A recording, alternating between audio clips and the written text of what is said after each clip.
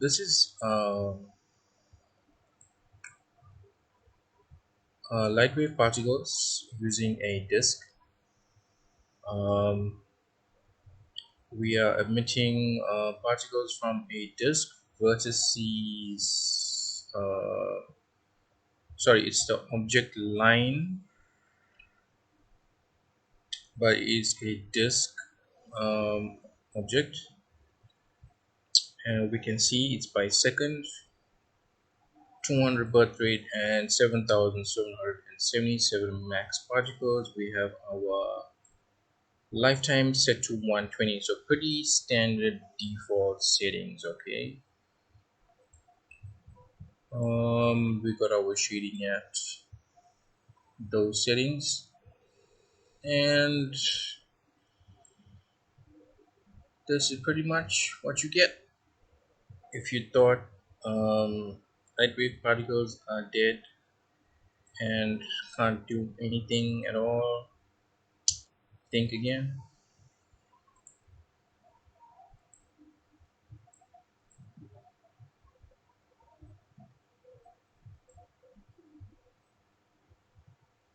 And let's just do a quick render of this and see how long it takes to render.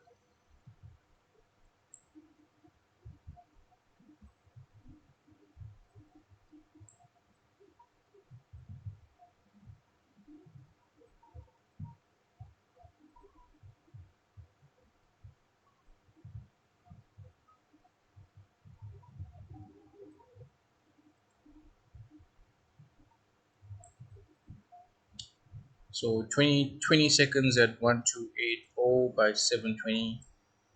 So, and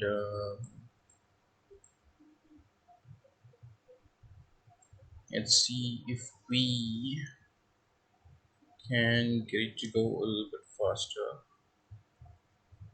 I wonder if that will make a difference. So let's try again.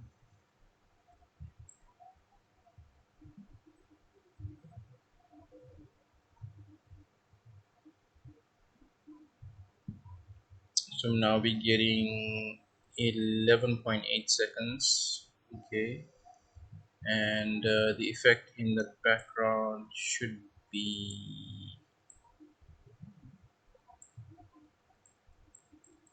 this.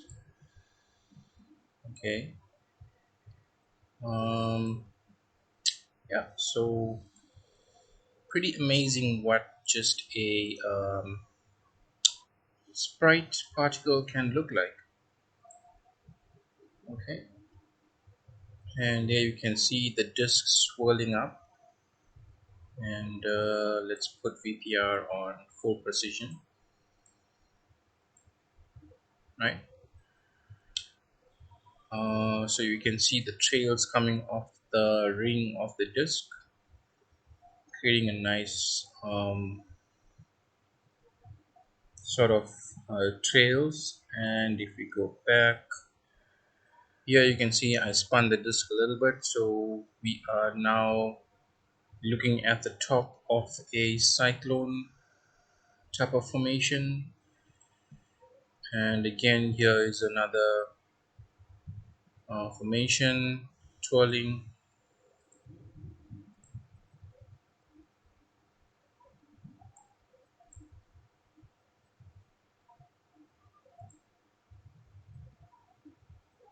More twirling,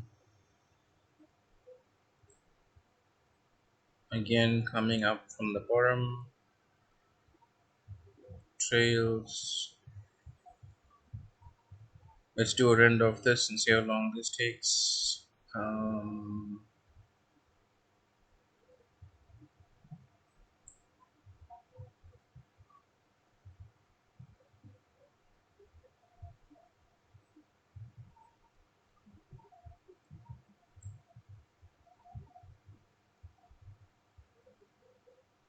So 21 seconds to get that effect.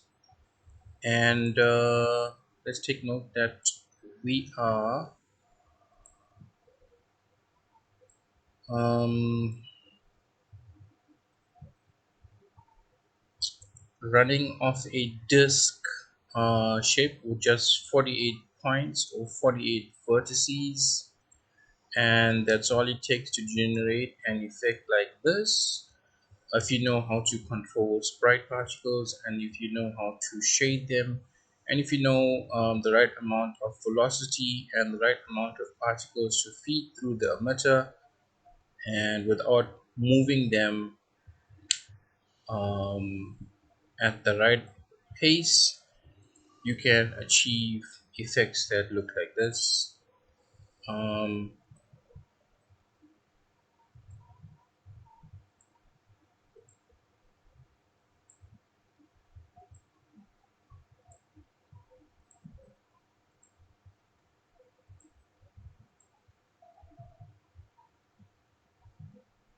and let us switch over to perspective view,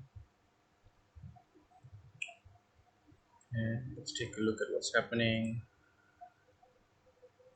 So here they begin to fade off, I think, around about 1000 frames.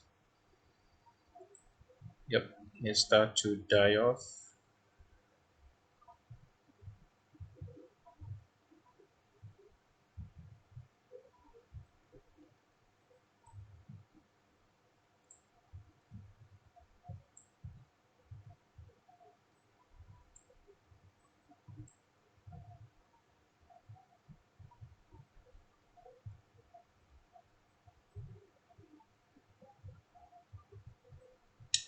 So this would make for a decent type of visual effect in an action scene.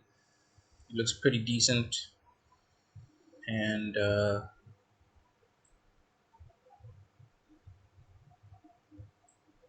if you know how to control it, and so those highlights are the points of the ring vertices. You can see the white markings there, and so it just goes to show you. Um,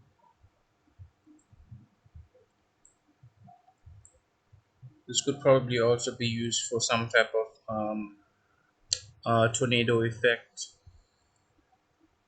as a shader for a tornado, a real-time tornado. This is one of the shaders that I have actually come to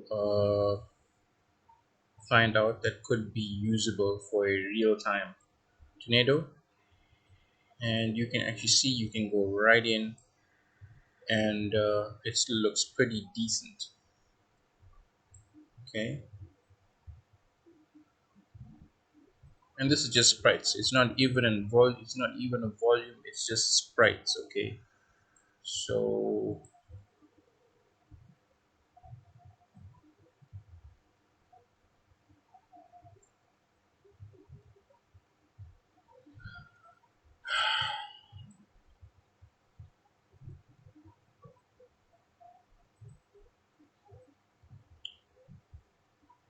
so in a parallel world, in some other type of universe, um, the developers of Lightwave New Tech would have released a founders edition of Lightwave 2015 with real-time particle effects, real-time hypervoxels, and maybe it could have looked something like this.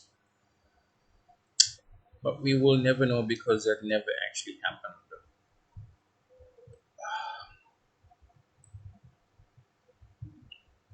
But anyway, I just show you what is possible with sprites. I hope you like this video, and yeah, if you thought Lightwave was dead and Lightwave can't really do anything, um yeah,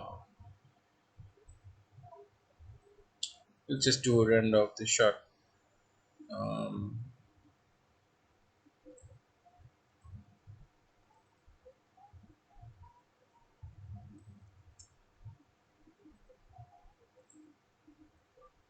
Actually, let's do a full HD on this one.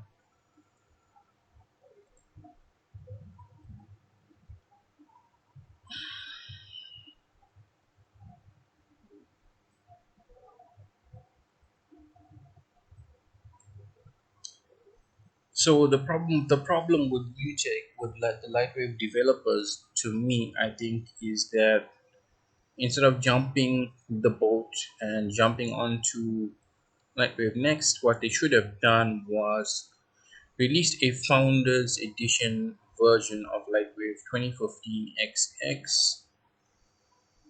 and then went on further to develop the 2015 VPR with three times speed improvements in rendering, as well as five times speed improvements in VPR. Okay,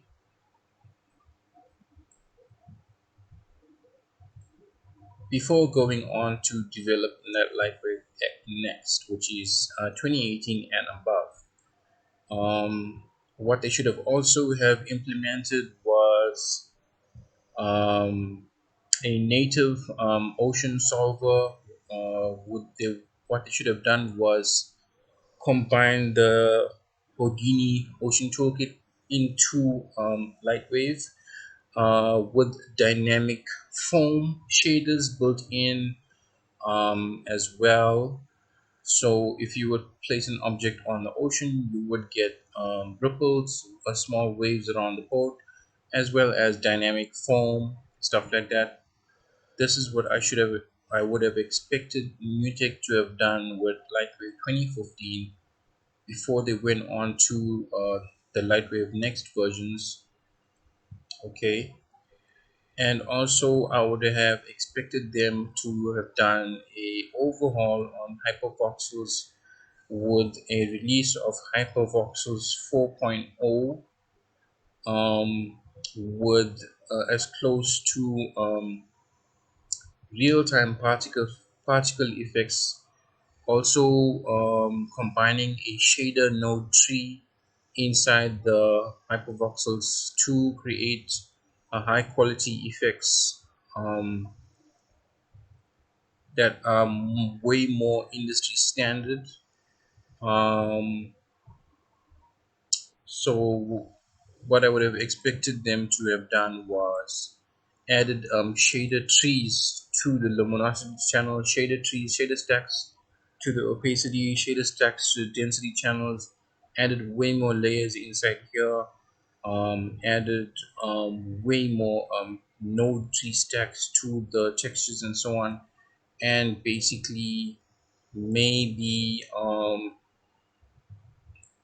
possibly improved the shading or the render shading for the particles, probably via the GPU, if possible, via GPU compute, as we see, which is what is used with Turbulence FD.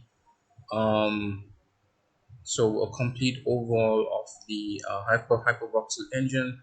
As you can see, it is quite capable, but Newtek just failed to expand on its base code and failed to improve on it. Um, so yeah, so Lightwave 2015 Founders Edition, like I said, would have had native ocean solvers with waves, dynamic foam, and displacements on boat wakes built in. It would have had VPR up to 5x speed improvements, as well as the ray tracing render path up to 5 times render speed improvements. That would have been a great thing for Lightwave 2015 Founders Edition if it was made in a parallel universe. What else I would have liked to have seen was um, a whole bunch of presets for particle setups. So a whole bunch of presets for VFX setups, and so on. For example, rocket trails, smokestacks. So we have presets for all those things built into Lightwave Founders Edition, as well as fire emitters and so on, all coming with built-in presets, flamethrowers, things like that should have been done. Um, What else I would have expected from the Lightwave 2015 Founders Edition? Um, yep, fully set up automated rigs, so car rigs, character rigs, fully set up. Just drag and drop onto your character, drag and drop onto your car, stuff like that.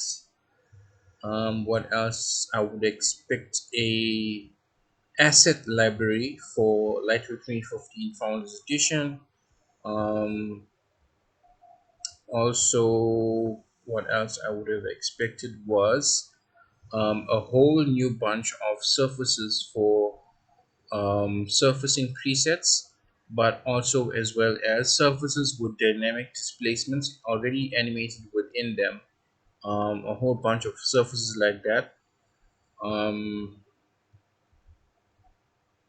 yeah, so I think those above mentioned features and the Lightwave 2015 Founders Edition that was not ever made and not even thought of, had never even crossed anyone's mind.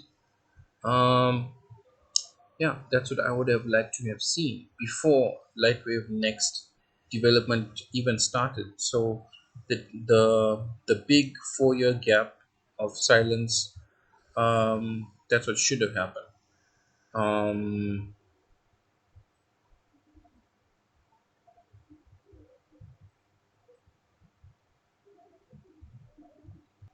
and also what they should have expanded on for the Founders Edition of Lightwave 2015, they should have expanded on a whole lot of uh, After Effects and compositing stuff such as you would do instead of Nuke and stuff like that. Lightwave New Tech should have added a whole another set of features, compositing functions, expanded a whole compositing function layer node inside of Lightwave 2015 Founders Edition. That's what I would have expected to have seen, and that combined with Turbulence FD, combined with Real Flow, um, would have made for a really nice Founders Edition of Lightwave 2015.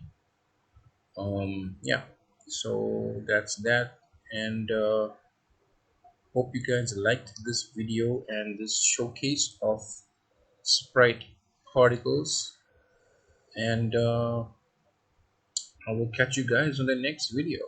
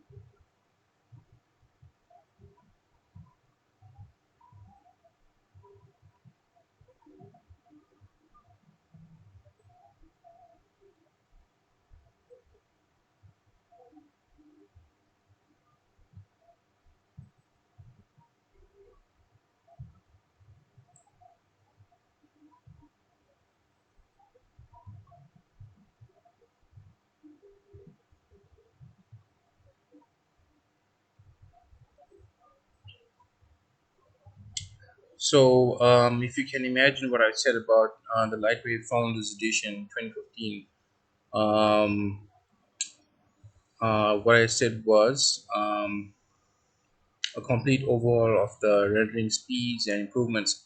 So basically, this would have rendered in like 10 seconds or 20 seconds instead of 1 minute and 15 seconds like it's doing right now.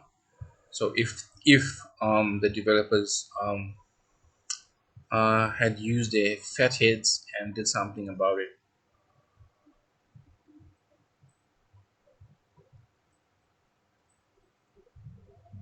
And as you can see, it's quite a decent effect. Okay, and this is way exaggerated.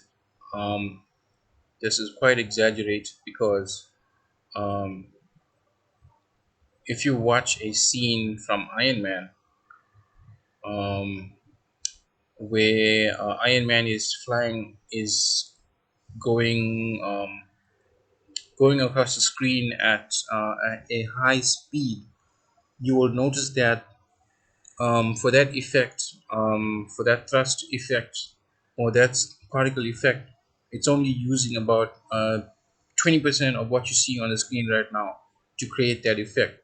And so if we were just using maybe 20% of these voxels to create that effect, or even 30% to create that effect, you would know that the render time for that frame would be only be 30% of this render time. So there would only probably be 30 seconds at max, 35 seconds, unlike here, which is still going 46 seconds. So basically what I'm saying is that if we take maybe,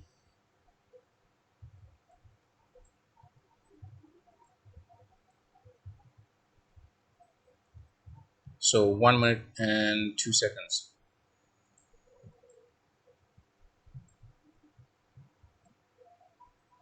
so that's linear, right?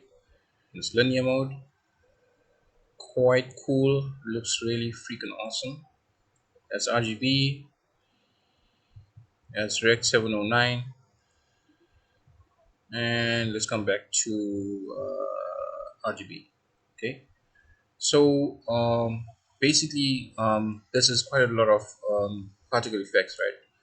So what I'm saying is that if Iron Man is flying across the screen, right, you would only need maybe around so much of the voxels to create that effect, because it's quite a fast moving frame effect, and that would only take about 30% of the render time, which would be about 29 seconds to 35 seconds max, and even quicker, because the frame would be moving at such a fast pace.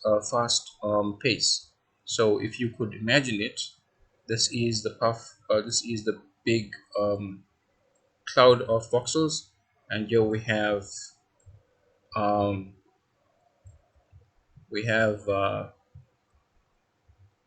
Iron Man, right, in the suit, going there, going that way. We have Tony Stark over here, right? And he just came around this way, flew through camera pan, bit of dust trails.